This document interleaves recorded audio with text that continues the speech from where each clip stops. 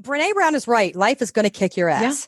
If you're going to go into the arena, you're going to get your ass kicked. That's just a fact. But understanding that already changes the awareness with which you're stepping in with. This is Your Kick-Ass Life podcast, episode number 344 with guest Emily Francis. This is the Your Kick-Ass Life podcast with Andrea Owen, a no BS guide to self-help and badassery. Because ladies, let's face it, life's too short for it to not kick ass. And here's your host, the girl who serves it up straight with a side of crazy, Andrea Owen. Hey there, ass kickers. Welcome to another episode of the podcast. I am so glad that you are here. Today's guest, you'll hear more about her when we first start talking, but when I met Emily, I knew I had to have her on the show right away because of her energy and her enthusiasm for what she does. And also, I'm always looking for different experts to have on who might give you another angle at your wellness, at your personal development. And I have never had someone on who does the kind of work that Emily does. I'm going to tell you a little bit more about her in just a minute here, but I wanted to let you all know that we are still currently accepting applications for private coaching. If you are somebody who really wants to take your personal development to the next level, if you are somebody who maybe wants to do a deep dive into shame resilience with me, head on over to yourkickasslife.com/coaching to see the options that we have over there. Also, if you are a life coach and maybe you're new, maybe you're a little more seasoned, but you want to take your coaching business to the next level, we also offer consulting.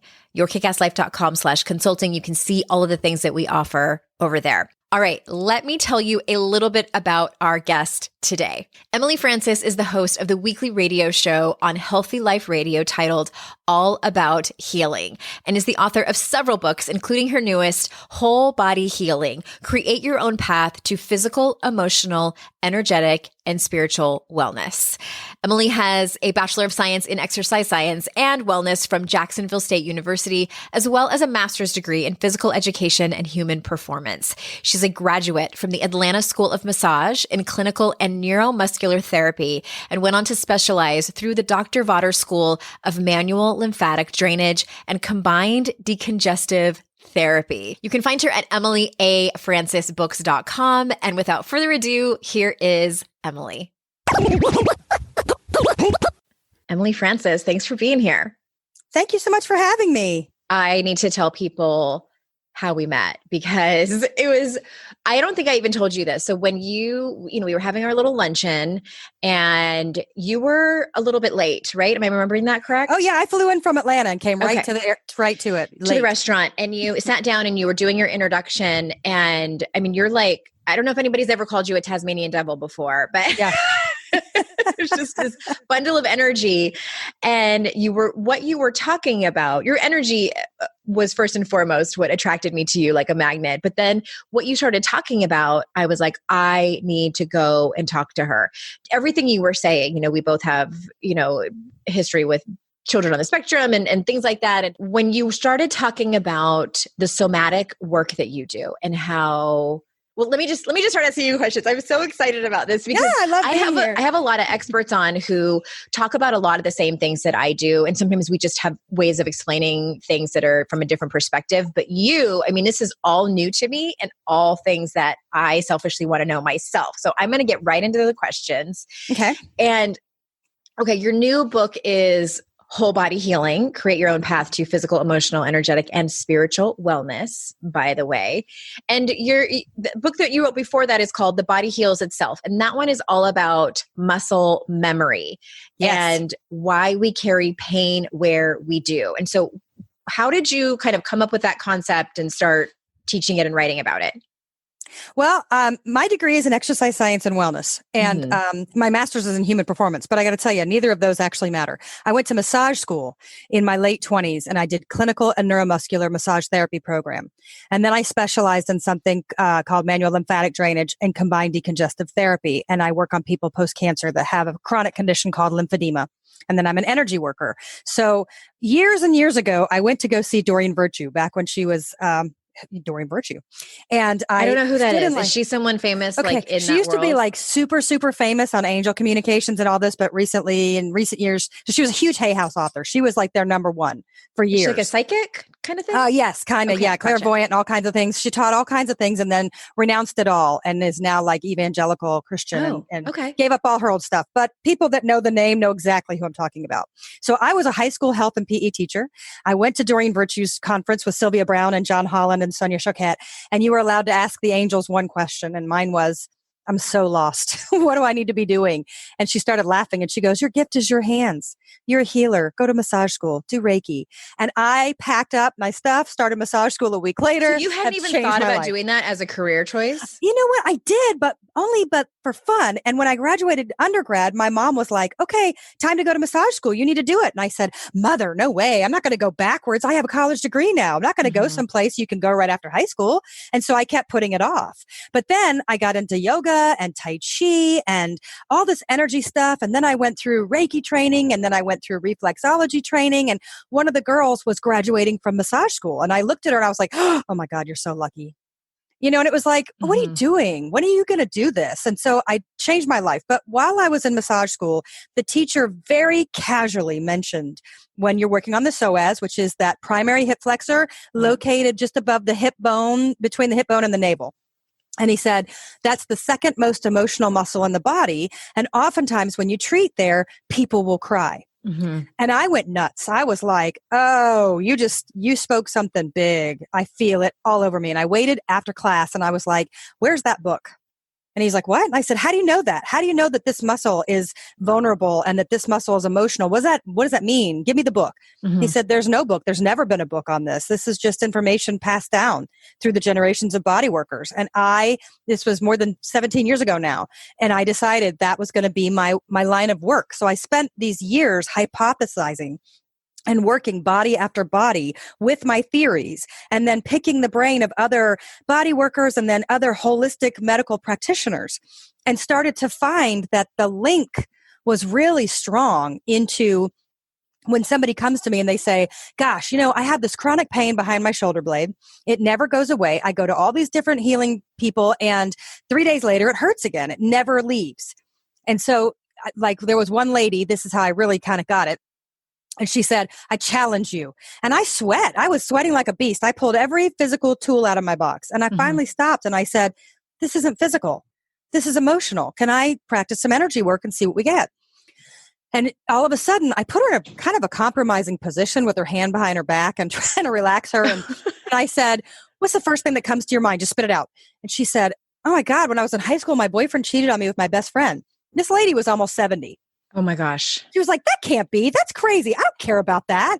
And I'm not kidding you. We heard an audible pop leave her body, not like a chiropractic adjustment, an energy pop, a bubble. And it left her body. And she never had that pain ever again. And that's when I realized that really being stabbed in the back and betrayal sits behind the heart, in the back, in the rhomboids. The muscle memory is like the mental memory, except that the muscles, you know how in a trauma, people often talk about they can't remember or it's a haze because they ejected themselves from their body. But your body cannot eject.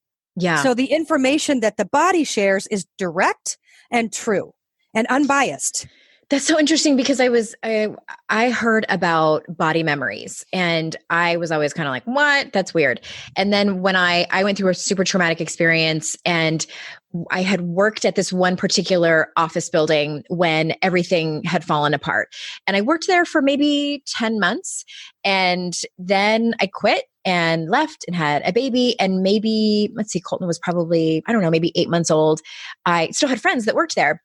They invited me to come have lunch with them and they wanted to see the baby. And so I get my little baby and we go back to the office and I'm walking through the parking lot and I walk in the office and I walked down the hallway where the bathroom was. I just got goosebumps on my leg, where the bathroom was that I used to go and take breaks maybe 2, 3, 4 times a day to go into this one particular bathroom stall and cry. And I walked by it and I had a full body experience. And I wrote about it on my blog back then. And this was like back in 2008. And I called it the ghost, my old ghost. And I felt like I immediately went back to that place and I felt my whole anxiety start to rise. And I told my friend Sue, and I'm like, can we not have lunch here? I need to leave this building. And I was sad because I had a great work experience there. And had no problems with any of my coworkers or anything. It was the circumstance that I was in when I worked there. That was when I realized, oh, our bodies remember. Oh, yeah. And you think about now all of it's starting to link up, or at least my research is starting to link up. So you take the olfactory nerves of the face, okay, the senses, you smell something. You hear something, you remember something, it triggers a memory. Your body holds it all in its tissues. Then the body has shakes or a pain or some sort of mishap with your breath, right? It all comes together. It's just the angle that we're coming from. And we're finally putting it together as one significant unit that we can now work with instead of like, okay, the psychologists understand everything and the body workers are blue collar, nothing. What do they know? They're just like you know, helping you ease a little bit of pain in your right. I need a little fluff and buff, make me feel better and go away. And that's not the work I do. Nobody comes to me to just feel better. No one. So like for me, I had a person that came to me because of their oncologist. And I can tell the story because I have written permission and it's in this new book. She called me up. I never had met her. And she said, my oncologist referred me to you. And I said, okay, tell me. And she said, well, I have stage 1 ovarian cancer. There's only one kind of chemo that can treat it, and my body's rejecting the chemo. So my oncologist said, there's a woman here in town. I don't know what she does, but get her body to get you to be able to take it. And I said, okay, clear your schedule and come over. And she was there for 3 hours. And we got down and dirty into finding out that a significant family member had touched her inappropriately when she was 2. She had no memory of it. When he got sober later in life and gave her the apology, she wound up with cancer a month later. You can decide that it's not connected or you don't have to, whichever way you want to go with that. So we went into that, and she had a child right around the same age. So your natural inclination is to start saying, what did I do wrong? Why did I do this? Why did I cause this? But that's not true. And so I could use her child as would your child be causing this? Is your child at fault if somebody touches her? And it got through to her. And she cried so hard that her body went into the shakes. She started dry heaving. I brought the trash can over in case she was going to vomit. But that next week, her body took the chemo and she's 10 years out. So I have a question for you. Yeah. Is it ever, and you might be very biased, I'm thinking about some of the physical injuries that I've had when after the birth of my daughter, it was a very, very fast labor. Which I don't know if one is more physically traumatic than the other, a really long, arduous one, or one that is like super fast and furious. But I had SI joint dysfunction for about a year afterwards. Okay. So is it ever just like this thing happened to your body and it's just a physical injury? Yes. Okay. And I talk about that because we can't, it's the same thing when you get on a spiritual path and all of a sudden everything's a big sign. Right. And then you kind of have to step back and go, okay. I get a little, I'll be honest, I get a little skeptical.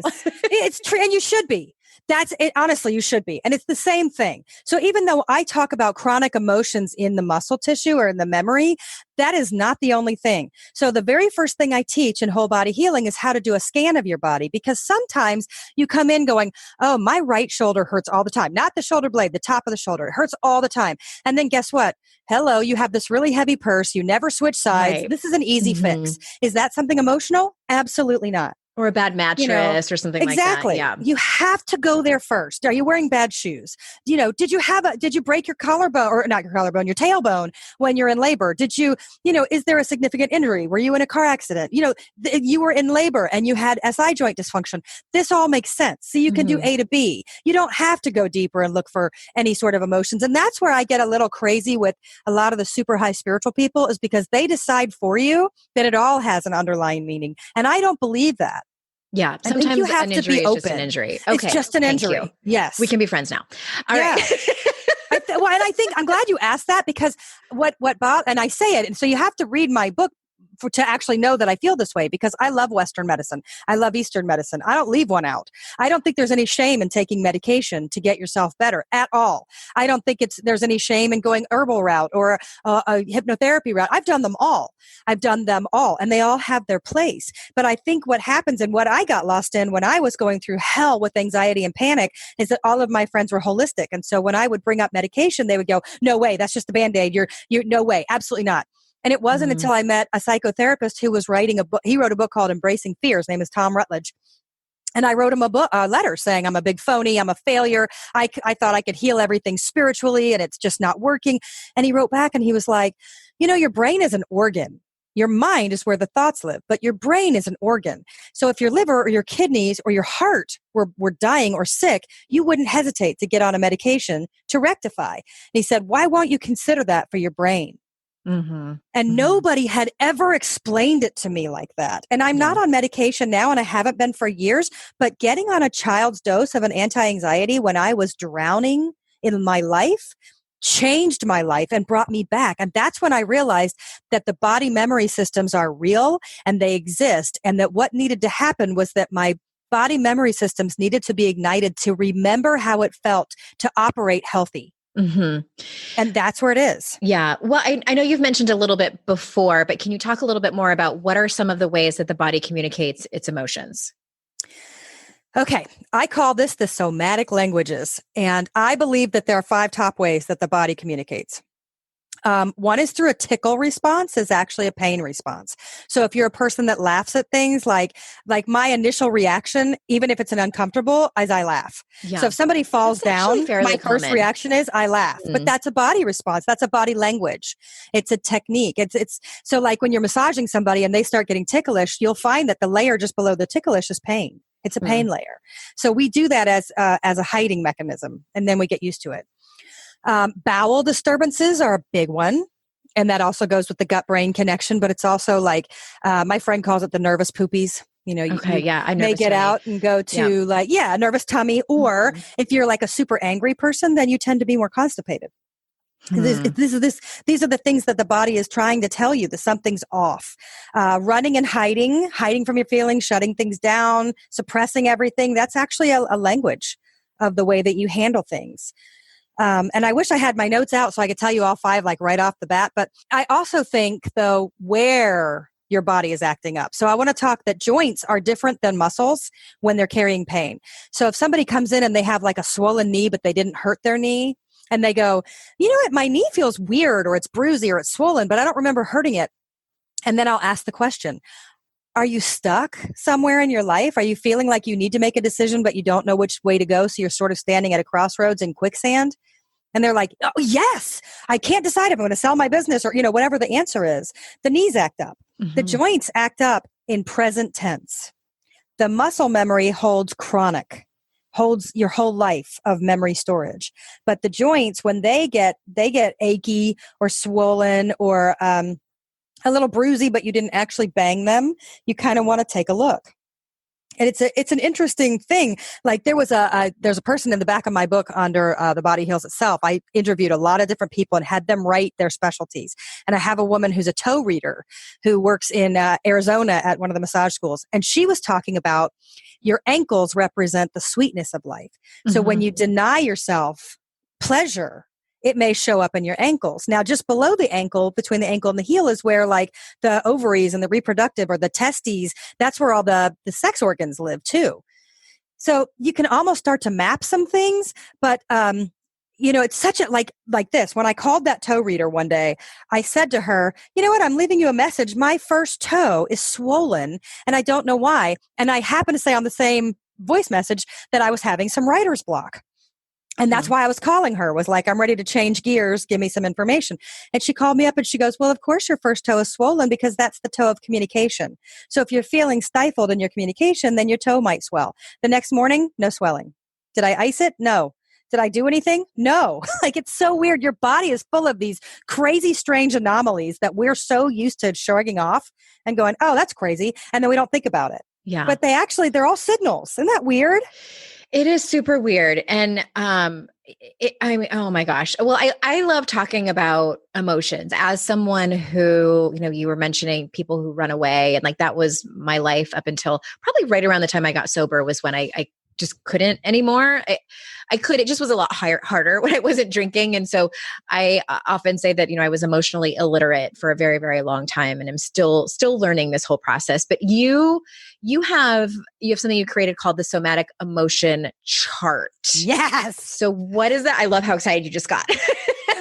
You're like, I love it. This is like, you know what? This is the foundation for my next book, the entire foundation for my next book. It'll come out next June. Give us a sneak peek. What does that mean? Here's what's up. The somatic, so the word somatic, just in case, if you're just new to this, the word somatic is a fancy term for body. Right. So somatic emotions is your body emotions, because you know what? Not to say that I don't care about the mental emotions, but you can get really lost in there. So a lot of psychologists, they have the feeling wheel and the emotion wheel and man, all kinds of stuff. But when it comes to your body, it's a pretty straight shooter. And I don't mean to sound sexist here, but I'm going to lay it out anyway. Okay. Have you ever watched how a woman will listen to a man tell you exactly that they don't want a commitment and they decide for them that that's not what they really meant. And then they have all these reasons why the guy is afraid of commitment, but really he just straight shot Common the whole scenario, information. Yeah. Okay. So in my view, all of that comes from the psychological perspective. Okay. It's the mind boggling of a million different emotions, but the body is a straight shooter. It's the dude. I hate to say it like that, but really it's my greatest analogy. It's the dude. It's telling you truly what it's feeling. And this is, so from more than 15 years of hands-on body work. And by the way, I do have to say that whole, the girl reversing her own cancer, that was not me. That was her body. I hate when people refer to themselves as healers. I will never call myself a healer. And that was not me. It's her reversing and making the decision within her body to heal. That's so important. Okay. So the somatic emotions is heavy 4, a action bridge, and then fabulous 4, because we forget that the tissues also hold really happy, ecstatic emotions too. Yeah. So it's not just the difficult, it's not just the bad emotions. No. Okay. So when I'm going through people's bodies, the things that I have found is trauma. Number 1, trauma is anything that brings a uncomfortable feeling to the body. Shame, guilt, and grief. Those to me are the 4 heavy emotions that the body holds the strongest. Okay. Does it typically hold it in one particular part of a body, or does it No, vary? it's the whole tissues all over the body. All over. Okay. So yeah. But there are different muscles that'll give a little bit more away. But in this, it's more of a tissue memory. So that includes fascia, muscles, cellular memory, all of it. And honestly, like shame makes your body cry. And guilt makes your body heavy. It is an anchor, and it kind of cracks at the tissues. It's very interesting, but because my hands are so in tune, when my hands are actually touching someone, the body reveals a lot of information to me. And that's what I've picked up. Then you have an action bridge, and that's suppress, process, and release. If you choose to suppress your emotions, it's still an action. You're still acting to choose not to face it, which is going to keep you to the heavy side. Then processing is you're not moving anything. You're just deciding to be the observer and let some memories come up and present themselves to you. And then the action to release can get you over to the fabulous 4, which is happy, which is a physiological response to the body. It's pleasure. What is that action? I'm going to stop you because I'm curious about what does the action to release look like? Because I make up that processing and that one are the same. So you're saying they're not. Okay. No, they're not to me. Process is more the thoughts of getting things to move, but release for me, if my hands are on someone, they're going to cough incessantly. If it's something like throat chakra issues or something, they're going to cough and cough and cough. They might need to scream because they're just angry as hell. I've done that a lot. And then the big one for me with hands on is crying. Tears are a physical manifestation of pain leaving the body. You cannot get them back in. You can't get coughing back in. You can't get screaming back in. It has to leave. Some people it is bowel. So you could think about the different areas of excretion out of the body. Your mouth, your bowels, your ears even release energy. And so to me, the release is an actual physiological action. To get something out. So some people release by journaling, and that's fine too. You've got hand to paper. It has to touch something else and leave. So it has to touch air from the body. Does that make sense? It does. Yes. And I think that those two kind of overlap for me, but I do really, really like your distinction. Yeah. Well, and that's because everything I'm coming at is from the body, which is slightly different. And then the fabulous 4 is happy, joy, connected, and empowered. Yeah. And, happy is fleeting. You feel happy right now, but it's not necessarily locked and loaded into the tissue memory, but it can be. It remembers the sensation. It doesn't remember the memory. But joy is a happiness like on fire that remembers the memory. So how many times, like when you've exercised and you haven't in a long time, let's say you work out to an old school song that you loved when you were 8 and used to go to disco parties. And all of a sudden it's like your whole body celebrates. That's because the tissue memories are reactivating the old memories with what you're doing now. Gotcha. Well, I think that even speaks to just generally speaking, when we're in the car and you hear a song from a time in your life. And this sort of reminds me of when we grieve musicians that have passed away, we're not necessarily grieving because we knew that person. We're grieving the music that was from a certain period of our life and who we were at that time. It's our attachment to their part in our life. Right. And it's very valuable. That's why, people are strange about grief. And I talk about that in here because grief is the heaviest of the 4. And, I think that we just kind of poo-poo and don't give enough credit to. We don't give enough credit to. And I say this a lot. Grief cuts your life into parallels. Once grief actually occurs, you have your regular life, and then the life you might be living had that thing not occurred or had that person not died. So you keep time differently when grief enters the picture.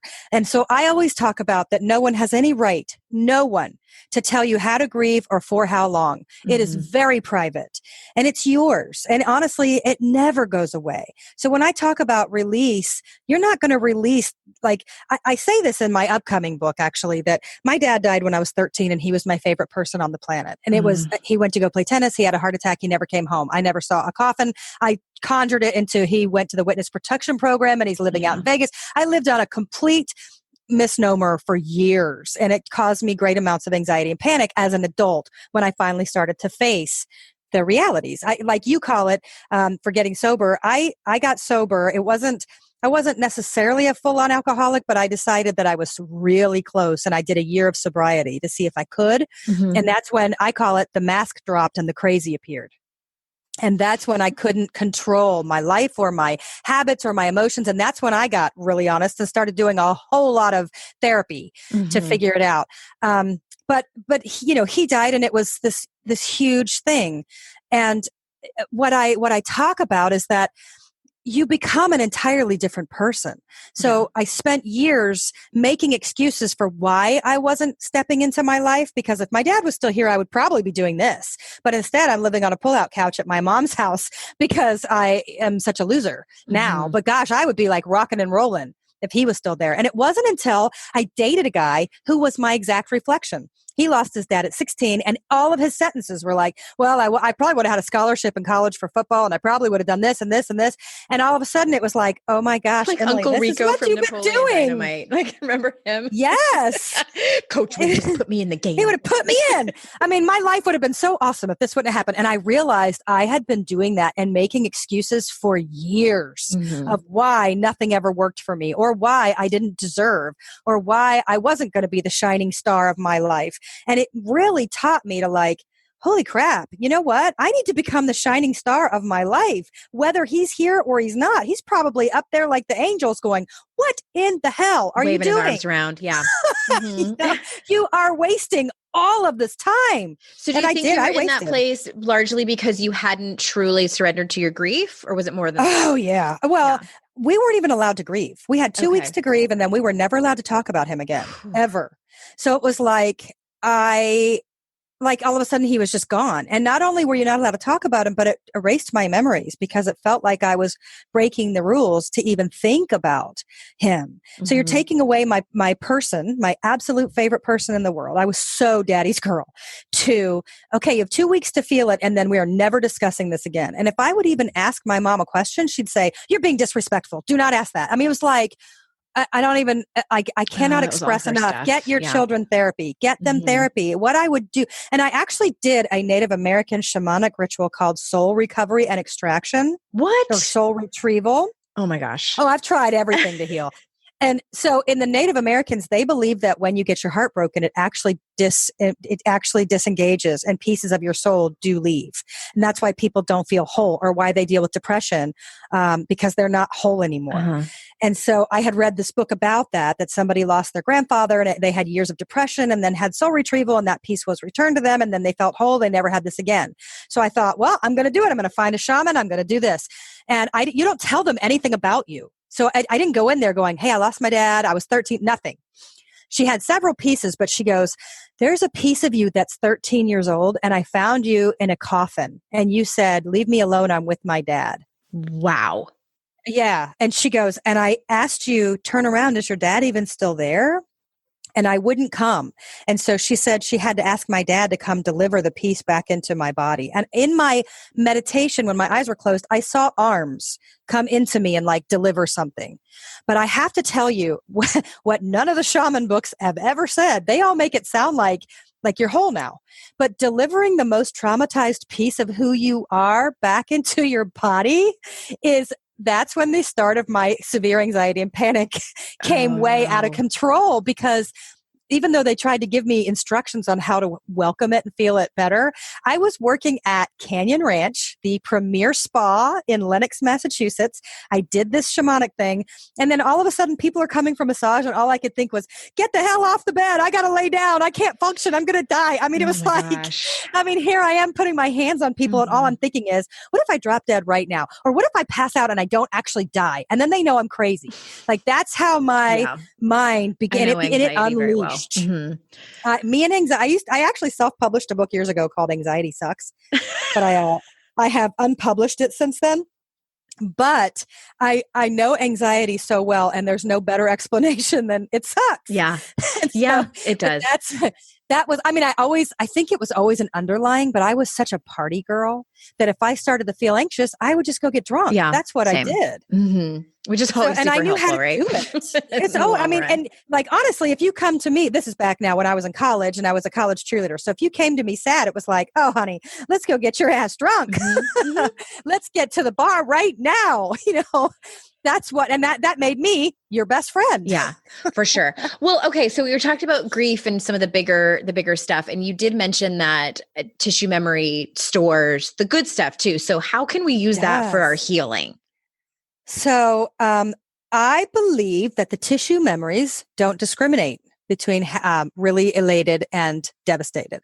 And they're all in there in the memories. So in my opinion, and actually this is all in my next book, it's all these meditations to do exactly that. So you go into your body and find where whole body healing. No, book. This is not. This is in the upcoming. Oh, that you're writing. That I come out in a year. Yes. And I give you all these meditations to actually work with your body to figure out where those happy, joyful places are and how to make them grow. But one of the things obviously is journaling, which journal is actually going to be in the next book. But journaling is really big. Putting on old music, feeding your olfactory senses. So, eating things that you used to eat, or thinking of things. How many times, like, if you did have a love of your life and there was like a song that was yours, play it more. Yeah. Let read things that make you happy. Allow yourself to feel things. Go back in time and let yourself not just be the witness anymore. Like, feel it again. Let yourself feel all sides of the happy parts. And it's kind of like you can become Phoebe from Friends, who her mom would turn off the movie before it got bad at the end. And that's the end. This is perfect. Oh, what's happening with Old Yeller right now? You can just do it while the puppy's happy. Mm-hmm. These are your happy times. You don't have to always hammer down with, and then I lost them, or then this changed. Like, don't do the and thens. Mm-hmm. So you do want to go back in time, but also remember that you can create all kinds of new things when you trust that you're allowed to be happy without fear that you're going to get your ass kicked. Okay. Say more about that. Because we have a lot of, myself included, a lot of people who, I wrote about this and how to stop feeling like shit, catastrophizing. And Brene Brown calls it foreboding joy, when we don't truly lean into the joy and happiness of our life because we're worried, because we know what it feels like to be disappointed. We know what it feels like. Away. We have been conditioned. And you know what? Brene Brown is right. Life is going to kick your ass. Yeah. If you're going to go into the arena, you're going to get your ass kicked. Mm-hmm. That's just a fact. But understanding that already changes the awareness with which you're stepping in with. And allowing yourself to feel happy was one of the hardest things I've ever done, ever. Because I think, and I say this, I believe that we're laced up with certain behavior patterns, and mine is guilt. So if I ever was happy, I would feel guilty because you're not supposed to be happy, because that only brings in like the bad monsters that are going to come and, take it all away. And that's actually right there. That alone, this very small snippet of being able to sit still when you're happy. Yeah. Because I talk about this for trauma too. Like I want you to be able to sit within and let the discomforts arise and learn how to navigate from inside that place. But we know this. But can you do it when you're happy? When you have this overwhelming sensation? My friend was getting divorced, bought her own house, didn't know which way was up or down, got herself a new washer and dryer. And she found herself sitting on the washing machine, bawling her eyes out because it was the first time in her entire life she bought her own washing machine. Mm-hmm. And this freedom was so overwhelming that the floodgates opened, but the tears were happy because she finally stepped out and made her life hers and gave herself complete permission. And everything, she tried really hard to slow down. So yeah, the washing machine was delivered, but the washing machine was delivered. Right. So she sat on it and she let herself feel it. And like children that like to close their eyes and take pictures, or you put like all the different foods on a plate and they pick their favorites first, whereas adults save it for last. Right? Like I want my last bite to be the really yummiest, whereas a child wants it to be their first. Mm-hmm. There's a reckless abandonment of just being present that is so difficult for adults to grasp. And I want you to just be willing to start really small with whatever that looks like for you, to let yourself enjoy and not go take shelter because the storm is coming. Yeah. But that's hard. It's almost like you have to become a badass against your own fears. Against your better judgment. And I'm using like air quotes around better judgment. Yes. Yeah, it's having to unlearn in many ways. You be bold. You have to become bold. What is that word though that I want to say that you're, it's more than, it's radical, but it's something where you're standing up against yourself and basically putting yourself on blast of like, I'm going to stand up to these thoughts and I'm going to sit here long enough to see if I get struck down. Yeah. It can feel, I think, especially for women, counterintuitive. And it's not that it's intuitive for us to always just like lean into like the what ifs. It's just what we've been taught, I think, a lot as well. And I do it in little glimpses and moments of really leaning into joy and gratitude. And I want to ask you one more question before we close up, because I would love for people to have sort of something that they can do now. And you talk about, okay, let's talk about body scans for a minute, because I'm in a like true confession. When I do a meditation or, if I'm in person with people, we're doing like a group thing, it's like, do a body scan. And I'm like, okay. Like I have a hard time. I was like, everything feels normal. Like I don't know what else you want from me. So can you talk to us about that? Like listening to your own body. Yes, I'm actually trying to look up my here it is, the body scan. Is it okay if I read this little section? Is it something on your website that we can link to in the show notes? No, but it's in my book. Okay. Okay, perfect. Yeah. In the new one, the whole body healing? Yes, the brand new in whole body healing. And this is in the physical section. It says practice the body scan. Every morning, we need to start our day with a quick check-in with our body to determine how we are feeling and where we're at. Feel your body with your mind, starting from your feet and working all the way through the stations: ankles, knees, hips, stomach, gut, chest, low back, spine, whole back, shoulders, arms, elbows, wrists, hands, neck, ears, mouth, nose, chin, cheeks, forehead, eyes, scalp of the head. Is anything feeling off? Does any place hurt? Does it feel tight or sore anywhere? When you go to the bathroom, are all systems a go? While small, these are basic and need attention. Remember that the little things that go ignored can easily become the bigger things. If you answered yes to anything that says, does anything hurt? Look more deeply into that answer. Where does it hurt? Why does it hurt? Is it surface level or is it deeper, like an organ? Is it a bruise or something? Did something happen? Can you pinpoint the location or is it an area? Should you call your doctor and have it looked at? These are extremely important to ask yourself. If your answer is, I probably should call my doctor, but can't afford it, don't want to deal with it, don't have time for it, don't really care. These are also important things to note. Then we go into a different set of questions. Is this something with my mood, emotions, or my mind? Am I feeling disconnected from myself and my body? Am I possibly feeling depressed or anxious? Look into those answers as well and see if you have the same 4 answers as above. If after you've answered and you've had your wake up time, maybe within an answer of waking, ask the really important question that might take care of all the rest. Are you hungry? Have you eaten? When was the last time you ate? So many times we're moody, cranky, disconnected, and agitated, hangry as they call it, if our blood sugar is not balanced. Simple as it might sound, the body scan and check-ins are important tools in your arsenal that need to be used every day. Our bodies are master communicators, and it's high time we learn how to listen. Make notes if something comes up and don't shrug it off as insignificant. You can't track information if it's not ever cataloged. Maybe do a handwritten journal or a spreadsheet on your computer, just something on the side to note symptoms or situations that arise.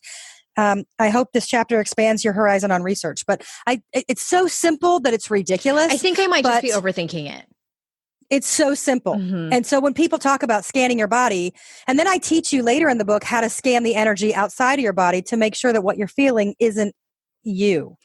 Because sometimes empaths feel other people. Mm-hmm. So then we start to go around the room, because there was a guy that tore his bicep tendon, but I didn't know that. And he was sitting next to me in a mastermind gathering, and my arm started killing me. Mm-hmm. And I thought, oh my gosh, did I just get hurt? Because I did Tai Chi right before it. And I thought, did I get hurt and I didn't remember?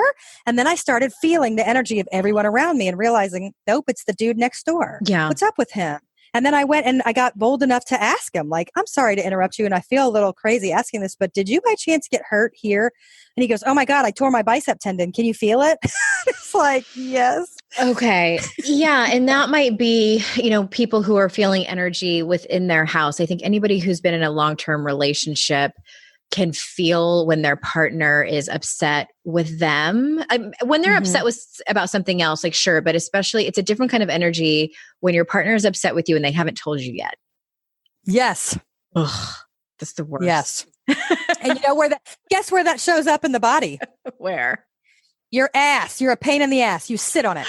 You're sitting on it. And all of a sudden you get your glutes worked on and they get pissed off because that's where they sat and did not discuss their feelings. How crazy is that? And if you want to go to a double to really say, I know of which I speak, Chinese medicine, that's where the liver gallbladder line runs through, and that's anger. But I didn't know that when I wrote the book. I saw a chiropractor who did kind of what you do. It might have been the exact same thing. And he did this weird, and I had never seen anybody like this before. And he was recommended to me by a friend, and I'm like, what in the world is this guy doing? Like, who is this witch doctor? The kinesio testing? Yeah, I think so. And he was like naming all these organs and like touching my head. And I'm like, is this am I being punked? Like, this is super weird. It's totally real. And he said, I think it was gallbladder. He said gallbladder, and then he repeated it. And he said, who are you resentful? Who are you resenting right now? I was like, ew, no one, but my mom. Exactly. The liver gallbladder line, aggravation, anger, and the glutes are aggravation suppression. I believe that it's the thing when you're not discussing it. And it's so bizarre. And what's really cool though, is that we're finally talking to each other in the different practices and respecting each other enough to realize we all share the same story with different terms. Yeah. Yeah. And it's funny. I'm remembering like what was going on at that time. We had moved in with my mom and my stepdad. We left San Diego to move to Utah. And I think we all loved the idea of this. And my kids were toddlers at the time. My mom's like, it's going to be great. It turns out it wasn't great. Like, I think my mom really forgot what it's like to live with toddlers. It had been a long time. And we were having some difficulties with schedules and babysitting. I understand that. And moving. And yeah, it was a rough time, but that was my first sort of introduction into this whole like mind body thing. And what did you call it? Physio something? A physiological response? Yeah. In this testing that he was doing. He also did the arm test. No, that was kinesio testing. That's called applied kinesiology. Applied kinesiology. He did the arm test as well, which was really interesting because he did the arm test and he was like, I think it might have just been really straightforward. Like he said mental, physical, emotional. Yep. And then when he said spiritual, my arm collapsed. Yeah, no, they do. They test. It's called applied kinesiology. It's a muscle test because the muscles are the windows into the nervous system. We're finally figuring all this crap out, which is crazy. But they test your muscles, hello, body memory, tissue memory in the muscles, and the muscles are direct communicators. So they bypass the mind and go into the muscles to say what's really going on. And then they test under environmental, spiritual, emotional, physical. Mm-hmm. Yeah. And then it's the real deal. You know what it felt like when I would go and see him? I only did it for a couple of times and then I had an injury. And anyway, it's a long story, but I felt like he was, like I had secrets and he was uncovering them. It's true. You know what? I will tell you this really quick, and I know you have to wrap up, but we brought children to our applied kinesiology. Now, my kids go because they go to our naturopath who does it for every section. So my children are so used to it. But we brought a second set of children whose one parent was receiving treatment for being an alcoholic. And I knew that these children were not going to be able to go to a therapist and discuss how they felt. So I brought them to our naturopath to bypass and just let their bodies tell us the most pressing issues or feelings so that they could get treated for those emotions through the naturopath. And it just, for me, especially with children or people that are super shut down, it's a way to bypass having to put somebody on the hot seat, but still allowing them to get the proper attention and treatment that they need. Pretty wild. To allow the communication to actually happen. Yep. And all that's in this book. So Whole Body Healing has all of the different practitioners, what they do, how to find the right one, what you're looking for under each aspect of the body. And they're charted in the back. So what we're talking about is actually all in this book. That applied kinesiology, what it does, where you would find it, who practices it. They're all there in the book. What kind of training they need to be certified in. Okay. Yes. So it's Whole Body Healing, create your own path to physical, emotional, energetic, and spiritual wellness. Emily Francis, thank you so much. Thank you so much for having me. For another hour. I know you could have. Yes. You know what? Let me give my website though, EmilyAFrancisBooks.com, because there's a lot of Emily Francis's out there. So EmilyAFrancisBooks.com. EmilyAFrancisBooks.com. And all of this information is in the show notes. Is there anywhere, or do you want people to go look for your books first, or do you want them to follow you on Instagram? I know I follow you over there. I love your videos. I would love for you to follow me on Instagram. And I definitely put some videos on that, Emily A. Francis Books. And, I'd love for you to order the book. I think it's a resource guide that honestly everybody needs. I really do. I put this together as research for you. Yeah. Yeah. I'm so glad that I met you. I don't think that things are accident. And no, when you started talking, I was like, I have to have you on my show. And I'm so glad that I talked to you. I learned so much. So everyone, please go out and get the book, Whole Body Healing, create your own path to physical, emotional, energetic, and spiritual wellness. EmilyAFrancisBooks.com. Thank you, my dear, so much for being here. Thank you. Listeners, you know how much I value your time. I'm so incredibly grateful that you spend it here with me and my guests. So until next time, everyone, I will see you all out in cyberspace. Bye-bye.